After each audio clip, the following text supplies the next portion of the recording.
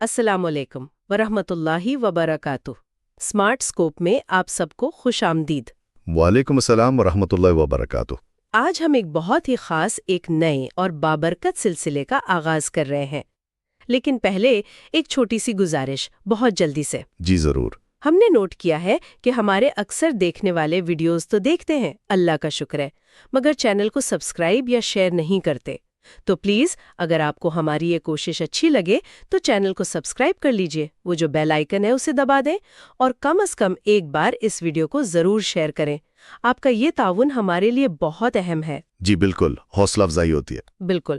تو یہ جو نیا سلسلہ ہے، اس میں ہم قرآن مجید کے بنیادی پیغام کو سمجھنے کی کوشش کریں گے، وہ اصل پیغام جو اللہ تعالی ہم تک پہنچانا چاہتا ہے۔ ماشاءاللہ، بہت اچھا آغاز ہے۔ ہاں، لیکن یہ بات واضح کرنا بہت ضروری ہے کہ یہ سلسلہ قرآن پاک کی باقاعدہ تلاوت یا مکمل ترجمہ اور تفسیر کا متبادل نہیں ہے، بالکل نہیں۔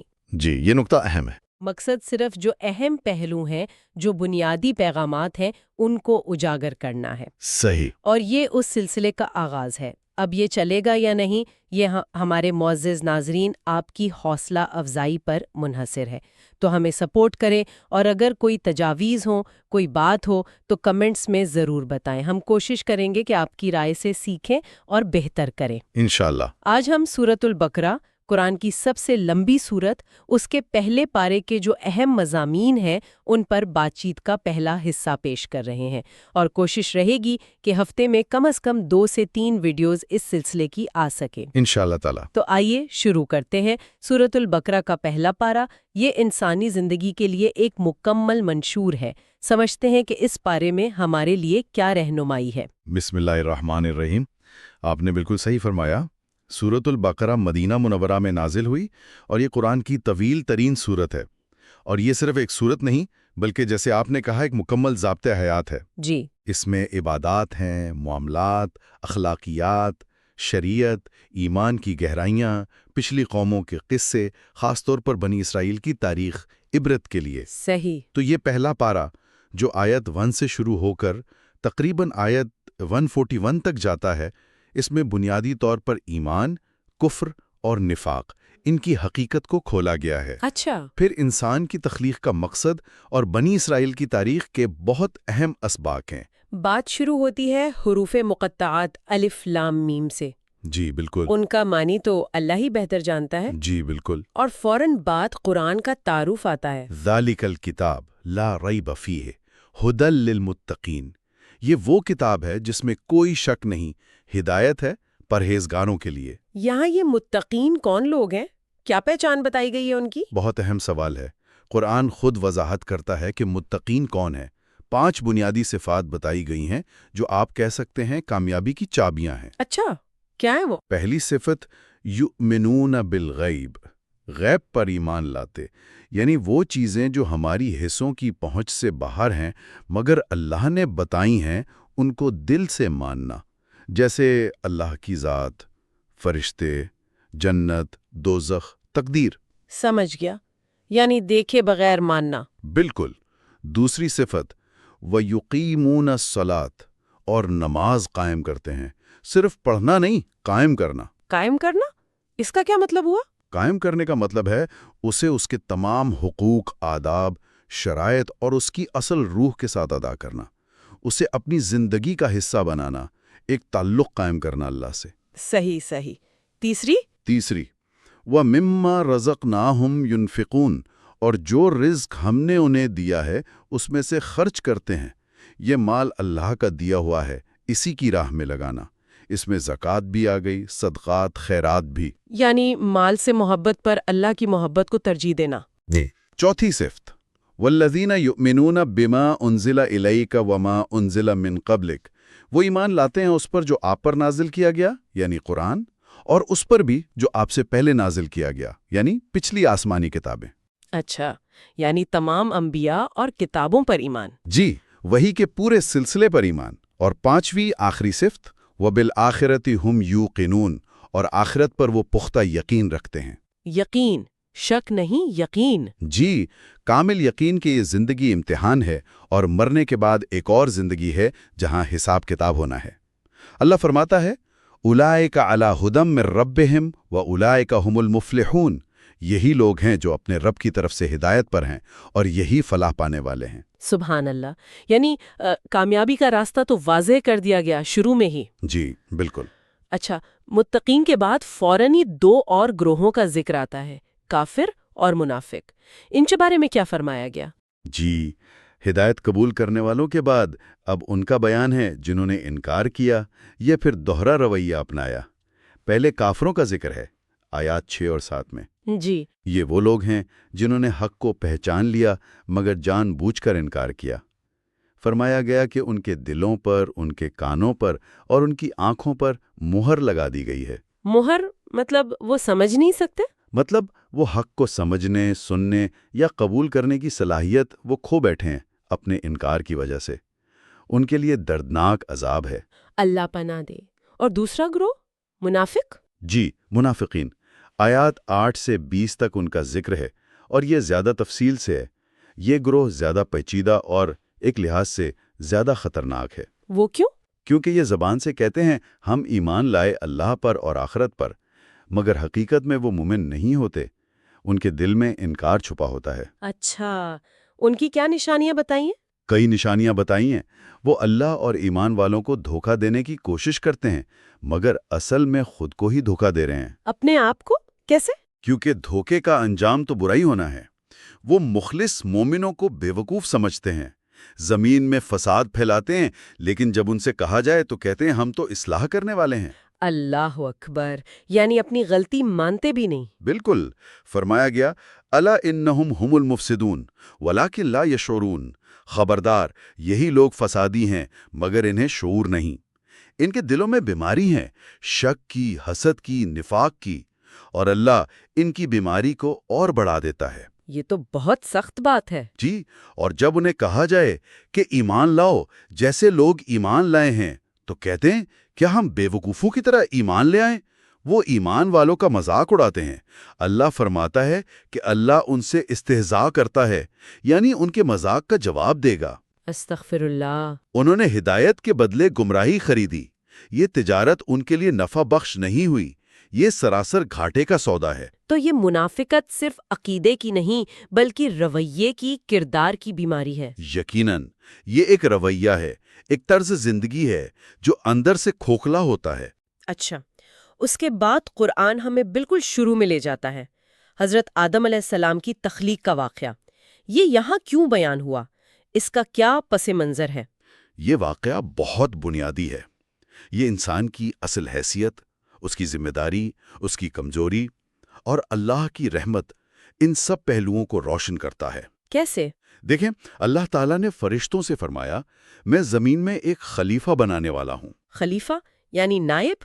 جی، اپنا نائب جو زمین پر اللہ کے احکام نافذ کرے۔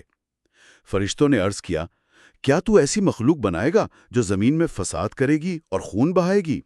ہم تو تیری تسبیح و تقدیس کرتے ہیں۔ ان کا خدشہ تھا۔ جی، تو اللہ نے فرمایا انی اعلم ما لا تعلمون، جو میں جانتا ہوں وہ تم نہیں جانتے۔ اس میں انسان کے بلند مقام اور مقصد کی طرف اشارہ ہے۔ سبحان اللہ۔ پھر اللہ نے آدم علیہ السلام کو علم الاسماء سکھایا، یعنی تمام چیزوں کے نام اور ان کی حقیقت کا علم۔ یہ علم فرشتوں کو نہیں تھا؟ نہیں تھا۔ پھر اللہ نے وہ چیزیں فرشتوں کے سامنے پیش کیں اور فرمایا اگر تم سچے ہو تو ان کے نام بتاؤ۔ وہ نہ بتا سکے، پھر آدم نے بتا دیے۔ اس سے آدم علیہ السلام کی علمی فضیلت فرشتوں پر ثابت ہوئی، علم کی اہمیت واضح ہوئی۔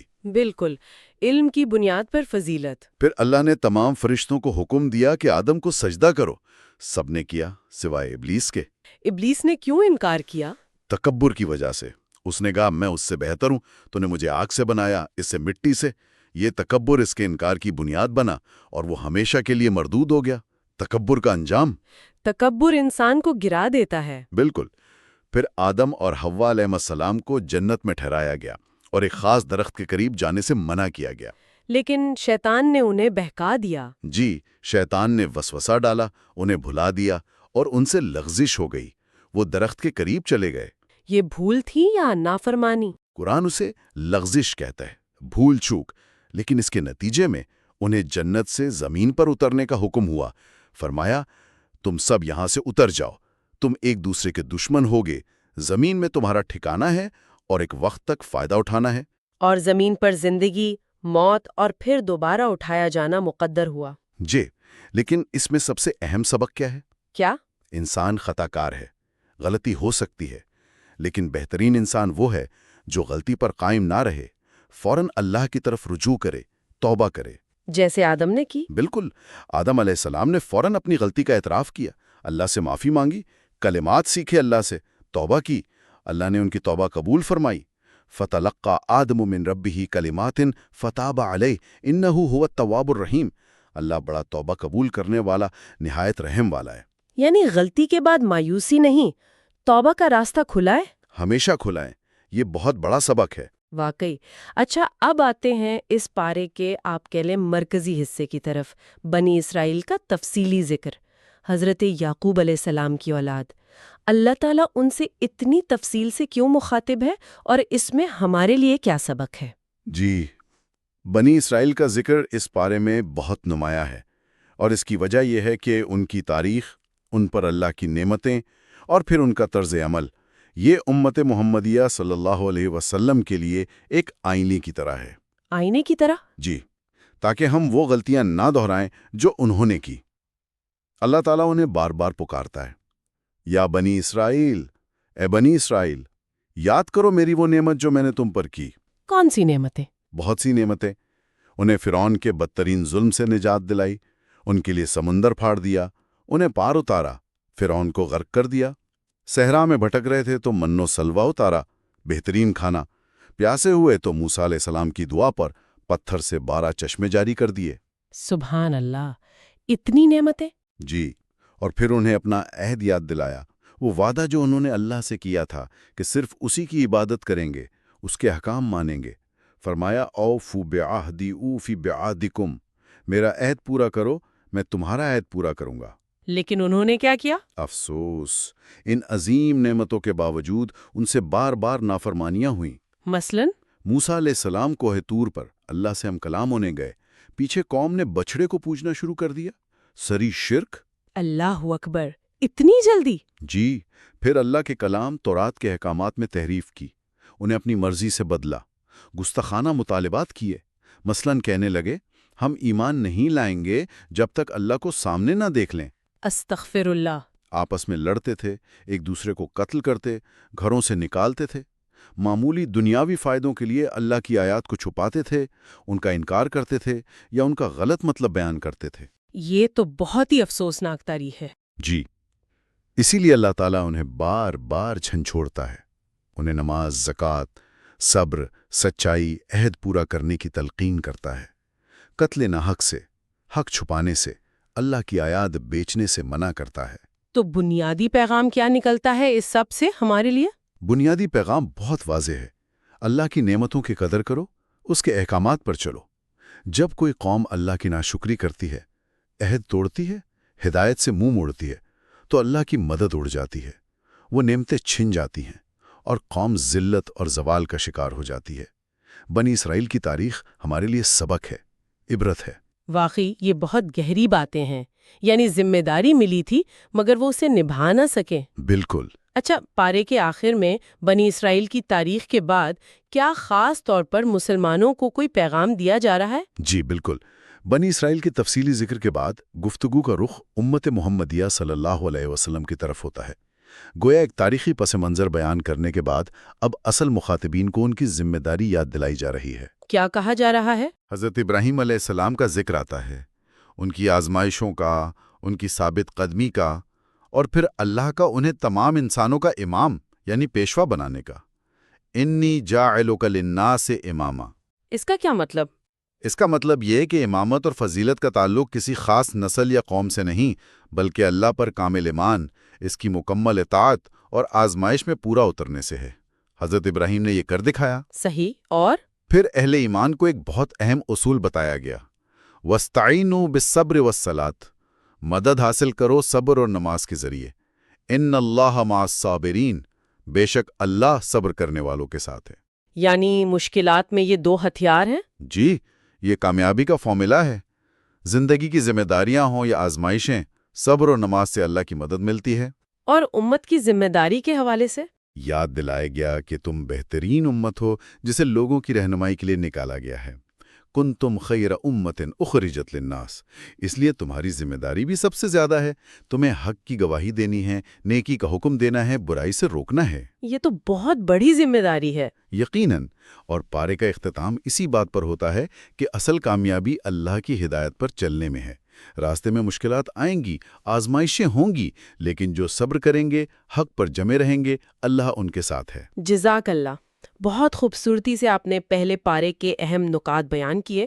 تو خلاصہ یہ ہوا کہ سورۃ البقرہ کا یہ پہلا پارہ ہمیں ایمان کی بنیادیں سکھاتا ہے۔ جی، اللہ پر توکل، انسان کی اپنی کمزوری کا اعتراف اور توبہ کی اہمیت۔ بالکل، پچھلی قوموں، خاص طور پر بنی اسرائیل کے انجام سے عبرت حاصل کرنا، بہت ضروری۔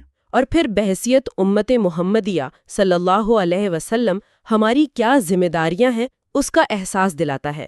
یہ صرف قصے کہانیاں نہیں، یہ تو زندگی گزارنے کے اصول ہیں۔ آپ نے بالکل صحیح خلاصہ کیا۔ یہ پارہ ہمیں بتاتا ہے کہ ہدایت کا دروازہ ان کے لیے کھلتا ہے جو خلوص دل سے اسے مانگتے ہیں، تقوی اختیار کرتے ہیں، اللہ کی نعمتوں کا شکر ادا کرتے ہیں۔ اور کفر، نفاق، نافرمانی، ان کا انجام دنیا میں بھی رسوائی اور آخرت میں بھی ناکامی ہے۔ یہاں ایک سوال ذہن میں آتا ہے، بلکہ شاید ہم سب کو اپنے آپ سے پوچھنا چاہیے۔ اللہ نے بنی اسرائیل کو ان کی ذمہ داریاں یاد دلائیں، ان پر کی گئی نعمتیں یاد دلائیں۔ ہمیں تو خیر امت، بہترین امت کہا گیا۔ جی الحمدللہ۔ تو کیا ہم اپنی ذمہ داریاں اس طرح پوری کر رہے ہیں جیسا کہ حق ہے؟ کیا ہم اللہ کی نعمتوں کی وہ قدر کر رہے ہیں جو ہمیں کرنی چاہیے؟ یہ سوچنے کی بات ہے۔ بہت اہم نقطہ اٹھایا آپ نے۔ یہ خود احتسابی کا مقام ہے۔ اللہ ہمیں توفیق دے۔ آمین۔ اللہ تعالی ہم سب کو قرآن مجید کو صحیح معنوں میں سمجھنے اور اس پر عمل کرنے کی توفیق عطا فرمائے۔ آمین ثم آمین۔ آمین۔ آخر میں ناظرین، ایک بار پھر یاد دہانی، اگر آپ کو ہماری یہ گفتگو، یہ کوشش پسند آئی ہے تو اسمارٹ اسکوپ چینل کو سبسکرائب کرنا مت بھولیے گا۔ ویڈیو کو لائک کریں اور اپنے دوستوں، اپنے حلقہ احباب میں ضرور شیئر کریں۔ جی، آپ کی حمایت سے ہی یہ سلسلہ آگے بڑھے گا۔ بالکل، آپ کی حمایت ہی ہماری اصل طاقت ہے۔ اور اپنی قیمتی آراء اور تجاویز سے ہمیں کامنٹس میں ضرور آگاہ کریں۔ ہمیں انتظار رہے گا۔ اگلی نشست تک کے لیے اجازت دیجیے۔ اللہ حافظ۔ اللہ حافظ۔